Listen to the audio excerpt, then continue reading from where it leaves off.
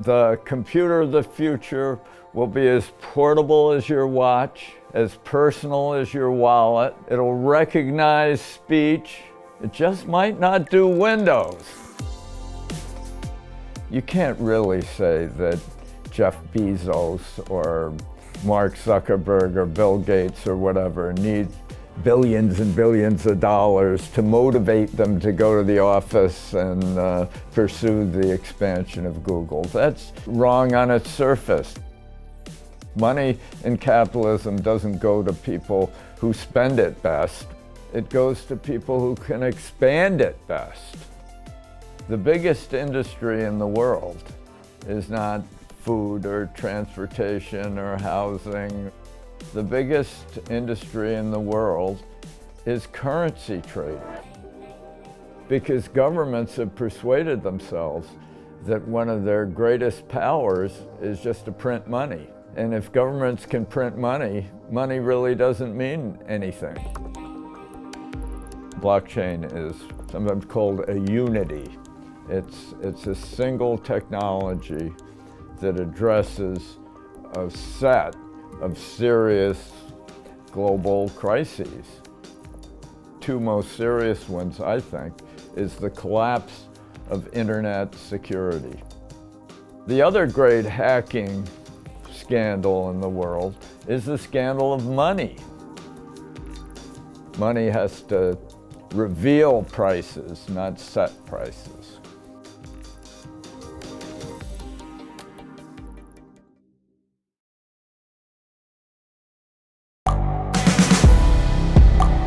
The world is changing. Inspiration is everywhere.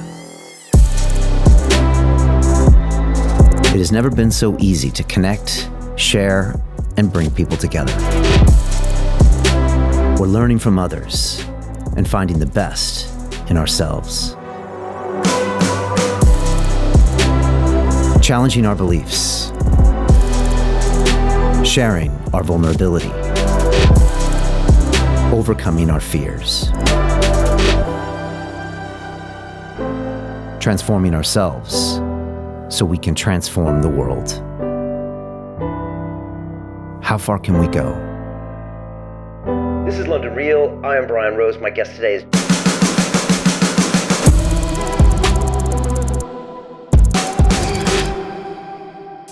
George Gilder is one of the smartest men I have ever met. For the past 4 decades, he's been talking about economics, political policy. He wrote speeches for President Nixon, and Ronald Reagan quoted his book, Wealth and Poverty, more than any single source. And now he's back with a brand new book called Life After Google that's talking about the future, talking about 5G, the singularity, and more importantly, cryptocurrency and what it means for all of us.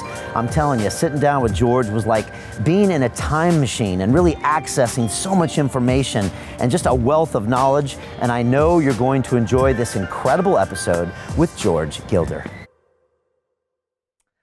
This is London Real. I am Brian Rose. My guest today is George Gilder, the American investor, writer, economist, and techno-utopian advocate. For the past 4 decades, you've written extensively about technology's key creative role in economic growth and prosperity. Your 1981 best-selling book, Wealth and Poverty, was the most quoted book by Ronald Reagan and defined the economic revolution of his presidency. You're a Forbes magazine contributing editor, and you've written for The Economist, the Harvard Business Review, and the Wall Street Journal. Your latest book, Life After Google, describes a future internet armed with a unique cryptocurrency transaction layer that will provide a new standard for global money. George, welcome to London Real.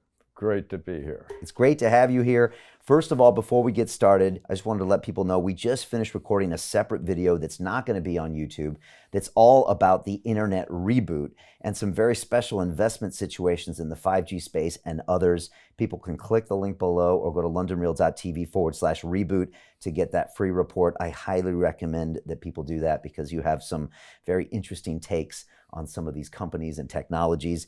You know, before we get started, George, I wanted to ask you about London. What does this city mean to you?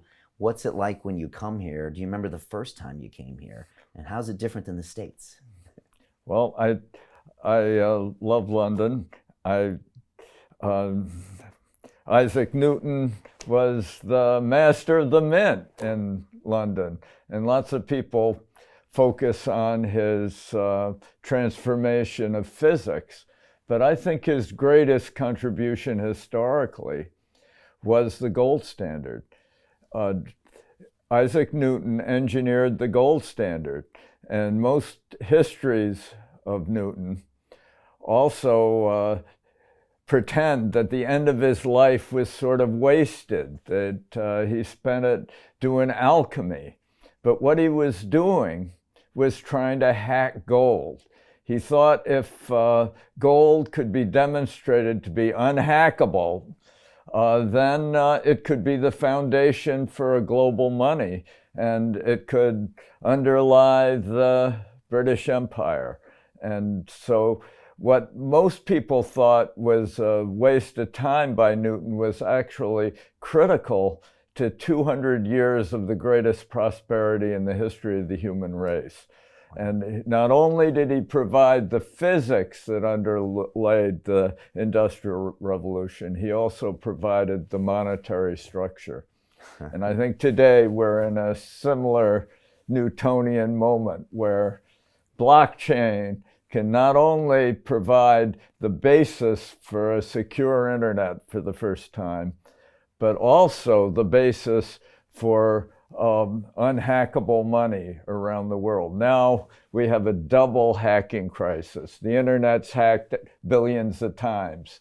And money is being hacked constantly by central bankers around the world. And so I think I'm glad to be in London for a new Newtonian moment. I love it.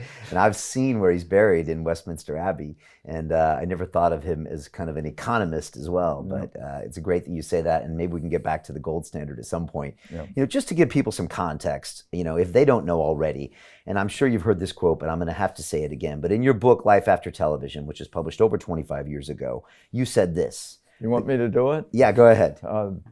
The computer of the future will be as portable as your watch, as personal as your wallet. It'll recognize speech. It'll navigate streets. It will collect your news and your mail. It just might not do Windows, Microsoft Windows, but it'll do doors, open doors to your future.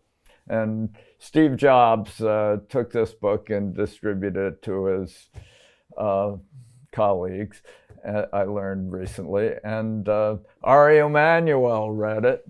And this results in the current Vanity Fair calls me the original gangster futurist of Hollywood who inspired Ari Emanuel to become the world super agent. So I'm that Life After Television was an important book, and Life After Google I hope will be equally important. That's incredible. And the more I learn about you, the more I'm kind of blown away with how your mind works to see these things. How do you see something like that way before it even happens? Because I studied the microchip. I mean, it was really an insight that came from my decision after writing Wealth and Poverty. It sold millions of copies around the world. It was the #1 book in France for 6 months. It was really a global bestseller.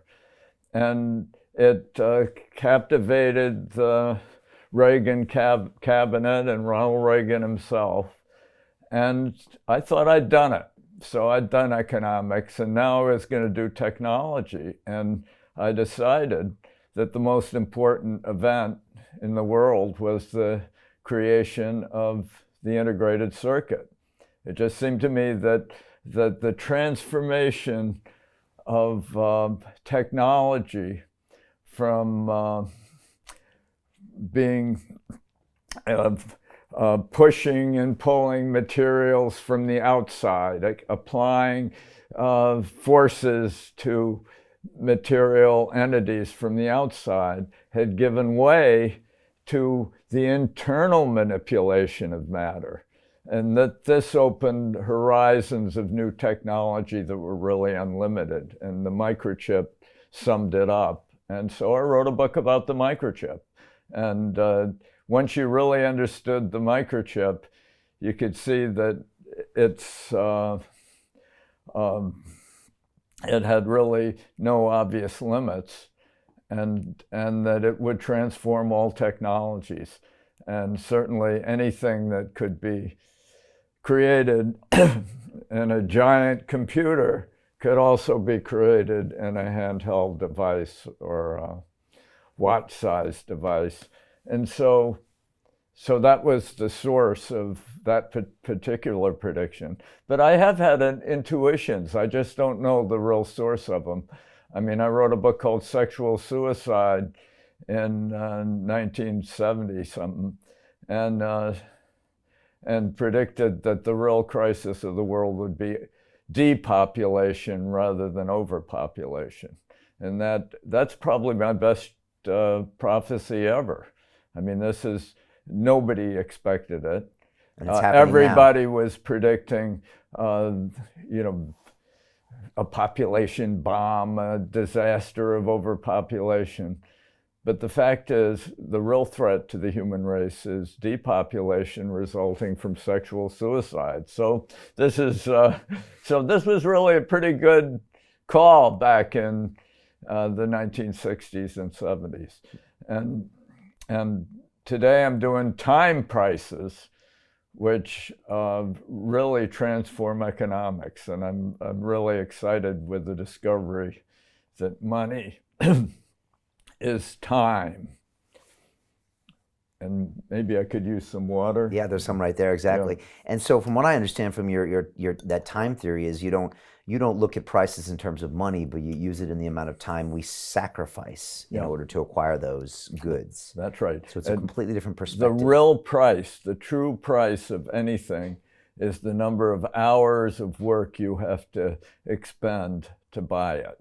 Okay. And that measure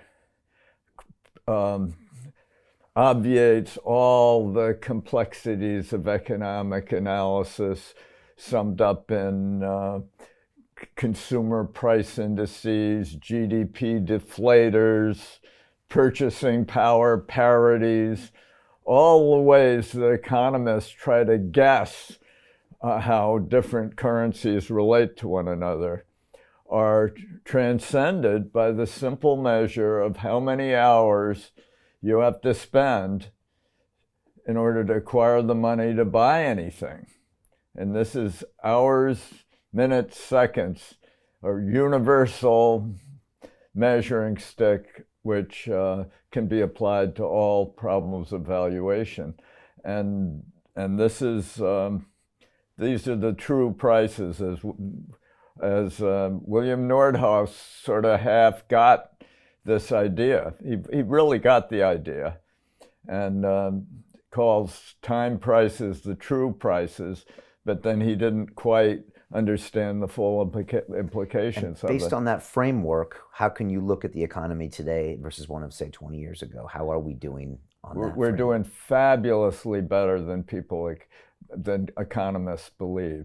Economists are all they're plunged deep into the dismal science again, and they think we're running out of stuff, and they think the climate is collapsing. They think that economies are stagnating, that innovation is slowing, all these beliefs that interest rates are zero or below. All these beliefs are disproven by the use of true prices, which is essentially calculated by the nominal GDP, whatever it consists of, and the nominal average wage. You divide one into the other and you get a time price in hours and minutes and seconds, and they define the real values in the economy. And time prices show that we're in an era of tremendous technological and economic growth and prosperity. Wow. We have psychological problems, we have philosophical problems, we have terrible political perplexities, but economic growth is in a great boom, measured by the fact that the average worker every year has to spend less and less time to buy the goods and services that sustain his life. And thus he's released into doing all sorts of new inventive pursuits and opportunities. And I came from China a while back. I've been in China a lot because Life After Google was named the best social science book in China and a bestseller there, so I've been over there. Doing the tour. And everybody believes that the Chinese communists have been exaggerating the rate of economic growth in China. But when you estimate it by time prices, the amount of time an average Chinese has to spend to buy anything, Chinese growth has been drastically faster than the communist government claims. And China has been really an economic miracle, unprecedented, ever since its free zone strategy was adopted by Deng Xiaoping in the 1980s. Okay, well, let's get into the book because there's fascinating stuff here, and you go pretty deep and pretty hard in on Google. I guess you're not going to be invited for Google Talks anytime soon. Well, I keep getting told I'm going to be invited to Google Talks. They might actually, but they haven't done it. Okay. They won't do it. Well, people are going to find out why soon. Ray Kurzweil did, however. He invited you. No, Ray Kurzweil. I invited Ray to speak to my conference, and he gave a wonderful speech at my conference, COSM.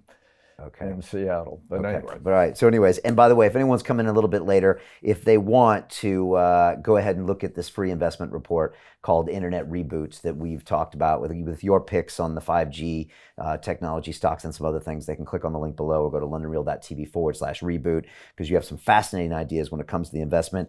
Talk about life after Google. You call it Silicon Valley's nervous breakdown, and you say that Google's not just a company, it's a system of the world. I think most people would agree it's ubiquitous, but they wouldn't see it the same way you do, George. How can you explain what the premise is of this? Well, Google, I call it Google Marxism. And when you think about it, what was the real mistake Marx made, the profound error of Marxism? It was to believe that the Industrial Revolution was a kind of final human achievement, that after the Industrial Revolution, the problem of abundance had been solved, and production was consummated, and the only issue politically was how to distribute the existing abundance. And in other words, he believed that the Industrial Revolution, all those looms and factories and railroads and all the inventions of that era were kind of a final thing, an eschaton. And Google's making the same error, that Silicon Valley is devoted to a similar Marxist mistake. It believes that machine learning, artificial intelligence, robotics, search engines, all biotech, all these breakthroughs of this era are kind of a final thing. And they're going to create machines that usurp human minds and transcend human minds, and all of us are going to be able to retire to tropical beaches while Brin and Page and the Google people fly off with Elon Musk to nearby planets. And machine learning and artificial intelligence inseminates the universe with ever more powerful machines that leave human beings far behind. And I think this is a delusional belief. And it actually has consequences. It results in real errors of policy and errors of business strategy. Is this because there's a big echo chamber in the valley where people start to, drink their own Kool-Aid and believe they are the masters of the universe and create their own destiny and drag us all along for the ride? Is that what's happening there? I think it is a kind of delusional religion. I think it really derives from the sort of bottom-up theory that human beings are merely figments of evolution, of the product of a purely random and meaningless process, and that engineers can reproduce far better minds than this random process that's believed to be the source of human capabilities.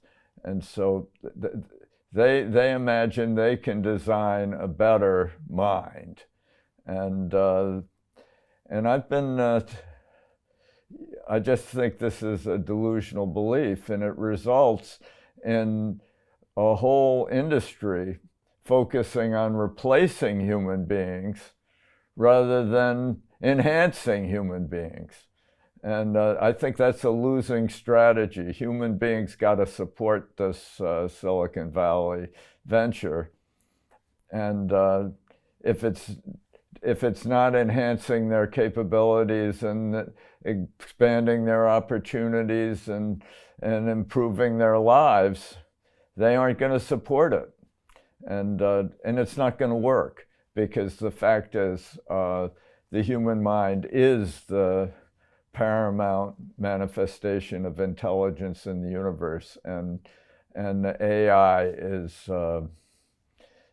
just a machine that scarcely competes at all. All right, and you're not impressed with the possibilities of that technology? No, I am impressed with the possibilities of artificial intelligence, but it's just another step in the computer revolution that we've experienced for decades. And it's achieved tremendous breakthroughs. I mean, artificial intelligence algorithms can now determine protein folds, which are a crucial process in biology, far more effectively than unaided researchers can determine protein folds. Every DNA programs proteins. It assembles 23 amino acids into a variety of proteins. But DNA does not self-evidently show how to fold these proteins in all sorts of intricate shapes. And this has been a big obstacle to success in biotech. And this is an important breakthrough. AlphaFold came from Google, and it's a tremendous achievement, and I'm not denying it. But there's no intelligence in the way we conceive of intelligence in the human mind. The human mind is unique, and this is a machine. A machine is deterministic. Human intelligence manifests itself by unexpected ideas, by the capacity of imagination to conceive of counterfactuals or errors or new propositions that have never been entertained and don't spring from in any sort of predictable way from previous propositions. This is in information theory called entropy. It's unexpected bits, and all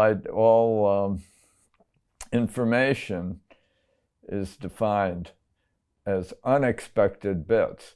If a machine starts doing unexpected things, it's probably broken. Right. So by definition, it will never have the creativity of a human. Yeah. And so by thinking that that is a future possibility, we're making a fatal flaw. Yeah. And this company is so ubiquitous in our lives that going down that path can be dangerous to us, Yeah. is what you're saying. Yeah. Good summary. What else about Google do we not see it? Like ways that it's in our lives that we don't recognize are potentially dangerous? Is it the big data? Is it the technology that goes with it? Is it the money? What is it? You know, I really don't worry about Google. Okay. I mean, what I worry about today is this sort of mindless attack on Google that the Federal Trade Commission regards Google as a potential monopoly and is hobbling their prospects. And the Equal Employment Opportunity Commission doesn't like that Google is a meritocracy. They want it to follow all the rules of affirmative action. It doesn't like it that Google only hires the best computer scientists. And so the government and the culture are really attacking these great achievements, and which are just like the previous accomplishments of computer science, and summed up by IBM, for example. IBM was a giant that was attacked by the government as a potential monopoly. And same with Microsoft. What? Same with Microsoft. And Microsoft. They attack all these companies when they get big, and they're vulnerable when they're big, and the attacks just make them less effective, and almost always penalize their competitors more than their own potential. In other words, when the government enters a field with lawyers and bureaucrats and regulators, it makes that field less open and less full of opportunity for small companies and companies that might challenge Google. So Google now has come out against face recognition. Now Google's got face recognition beat. It accomplished face recognition pretty well some time ago, and face recognition is an important, vital technology. But Google's got it. So if it calls on all sorts of investigation and regulation of face recognition, who's going to be hurt? Google won't be hurt. All other companies that might challenge Google or develop better forms of face recognition or apply face recognition more inventively, they're the ones that will be suppressed by having new government regulation of a critical new human possibility. Okay, so be careful when you go after these companies, because you might actually cut out the competitors. Yeah, that's what you do. That's what you do. It's such a lesson of history. Many academics have noticed it, that the big established companies all kind of like regulation. They all kind of absorb the government into their business plans and use these rules as defenses against competition, as barriers to entry for opponents or rivals. Now, also, a lot of things that Google offers you are free. How do you feel about free, and what should we be wary about when it comes to free? Well, it's Google's strategy is aggregate and advertise. You assemble ever more customers, and then you advertise to them on the basis of data you collect from them through your search engines and other devices. And when you think of it, these ads, so-called, that Google is the master of propagating, aren't ads really, they're minuses. Nobody wants to see them most of the time. They actually are value subtracted advertising. And so I worry about a business strategy that's based on giving people what they don't want. And this is particularly acute with mobile ads. Mobile ads, pop-up ads on your smartphone take some 30% of the bandwidth and 30% of your costs of your bandwidth subscription is just to accommodate ads, and they slow down everything else, and they actually impair the functioning of your device. So I think Google faces a real challenge you know, the statistics are just amazing. You can only, I think it's 0.4% of ads are actually clicked. And of this 0.4%, half of them are clicked by mistake.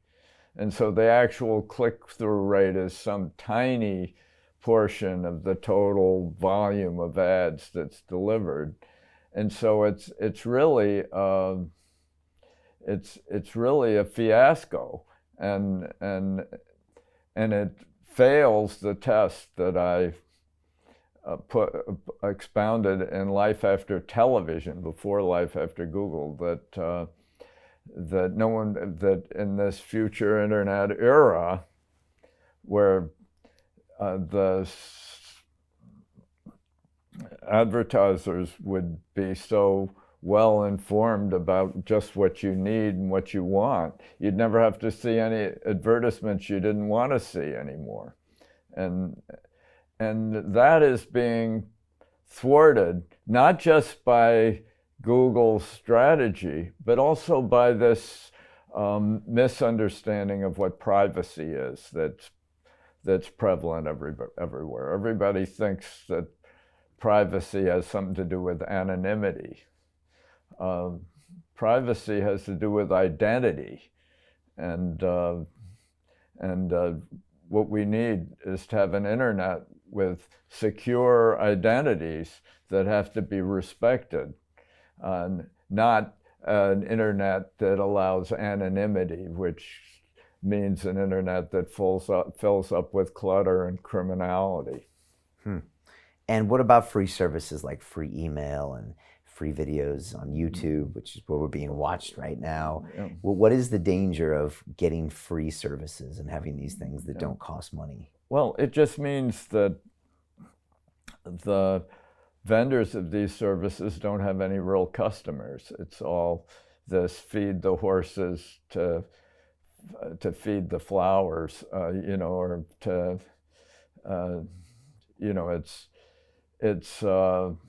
it's all these circuitous ways to avoid having real customers to whom you owe something, and including a secure connection, and from whom you are constantly learning how to satisfy their needs better. So I think it's free goods are really,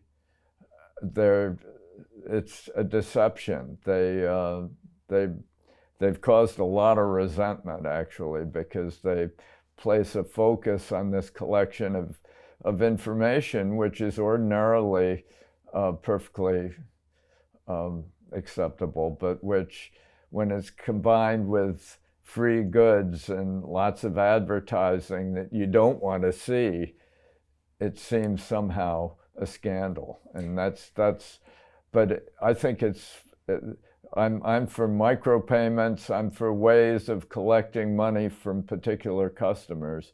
And I'm spending a lot of time in China, I noticed that the big China internet companies only get 10 to 15% of their revenues from advertising, while Google and Facebook get 90% and more of their revenues from advertising.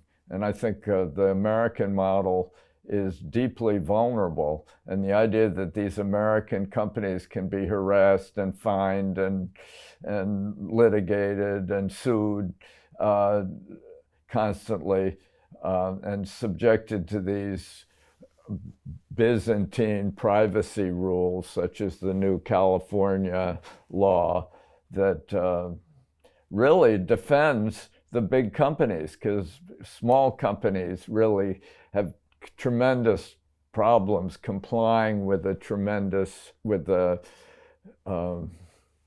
mass of specific and complex regulations. And yeah, they exempt some small companies, but in the end, if you are going to challenge the incumbents, you got to get sort of big. And as soon as you get big, you face this sudden onset of thousands of regulations, which are all based on technologies that are past, or political prejudices or misconceptions, and it's destructive. Yeah, like you said, when something's free, it almost goes back to a barter economy, and then Yeah, that's right. and then you don't know what's on the other side in this case, and then also you're not a customer, so you don't feel like you have rights because you didn't pay for something. So who is the customer? It's not obvious.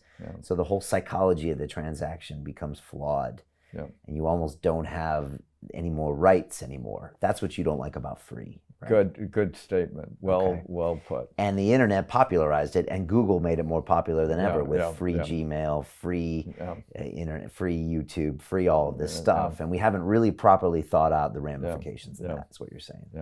And I also believe that these big companies can really launch all sorts of new projects and new